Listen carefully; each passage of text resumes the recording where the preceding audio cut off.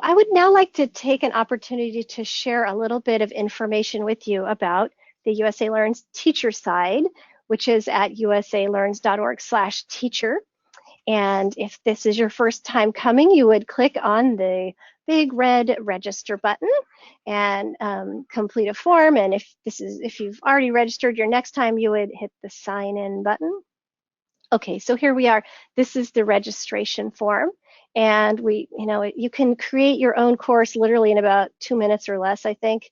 Your email address and your name and your alias, which that just basically means what name do you want students to see, like Mrs. Smith or Sally or whatever. We ask for your country and the agency type, and I want you to click library because I want my library numbers to just skyrocket, and your agency name, and then you create a password and enter it again just to make sure you typed it right. Okay, so here we are. This is the page where I would create my new class. So in the title, I would just type whatever, maybe it's Andrea's ESL class or whatever. And then this is very cool. This pull down menu, you just click that and you pick which of our courses you want to use. So as a teacher, you do not have to create the content. You don't have to know how to sequence anything or know about adult education standards or anything like that, because you're basically going to be having a cloned copy of our course that your learners will use. And you write a little description about your course and you enter your start date. And I would suggest you do not enter an end date. Some people want an end date, but we get a lot of technical support questions from folks who put a date there, because if you put an end date, your course will literally end. Learners will not be able to log in after that date. So I suggest don't even put a date. It will just make your life easy.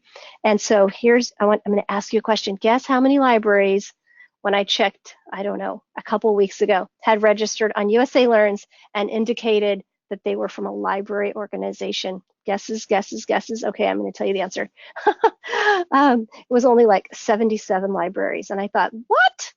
We need more libraries to register in here because it's a great, free, high quality tool for folks. So I encourage you to use it. Okay, so here I am. I'm still on the teacher side. I'm on the My Home page, which is really, there's a lot of things that can happen here. When you come the first time, you will definitely want to click the Start a New Class button, and that's where you'll start your class. And in my fake account, I already have 3 classes started. And if I want to see more details about one of my classes, I just click the name of the course and this little box pops up, and that's where I can see my class roster. I can send a message to my students and it just shows up on their homepage basically. I can see a report of student activity by class. I can share the class key, which I'll tell you more about that in a minute, and you can edit your class details. So one very powerful thing about the teacher side is that it lets you very easily connect your account with your learner's account so that you can monitor their progress, communicate with them using some simple communication tools, and see where they need more support. And so to make that magical connection, we have what's called a class key. And so basically what you do, so let's say you have a learner that you want to help. So you go here and you copy this class key, or you write it on a piece of paper or whatever you want to do, and you give that to your learner. And then your learner goes in, creates an account on USA Learns, and enters your class key. There's a little spot on the right where you enter your teacher's class key. So by putting your class key into their account, you two will then be magically connected, and you'll be able to help them. So that's where the class key is. Okay, so this is just a sample of one of the screens on the teacher side. This is the student gradebook. And here you can see with my awesome student, Andrea Willis, she tried these activities, this one 6 times, this one 7 times, this one only once. Ooh, she was really slacking. She never did these at all.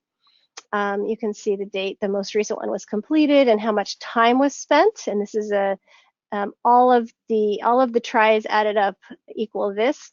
and then you can see her scores. And some things are not scoreable activities, such as watching a video. You're not going to get a score for watching a video. You're either going to watch it or not watch it, right? But other activities do result in a score. And so here's one of those scores. And wherever you see a line, that means it's not a scoreable activity. So don't be annoyed if you don't see a score there. But where you see a dot, that means it is scoreable, but the student hasn't done anything yet.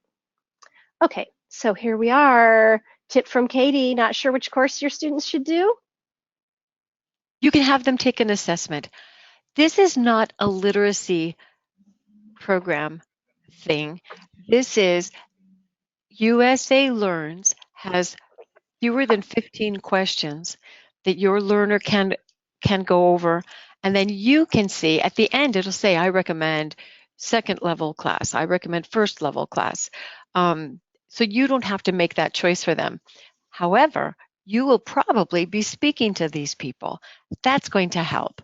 When you're not sure which course they take, it's right there for you under the resource tab, and you'll see that across the dark blue menu.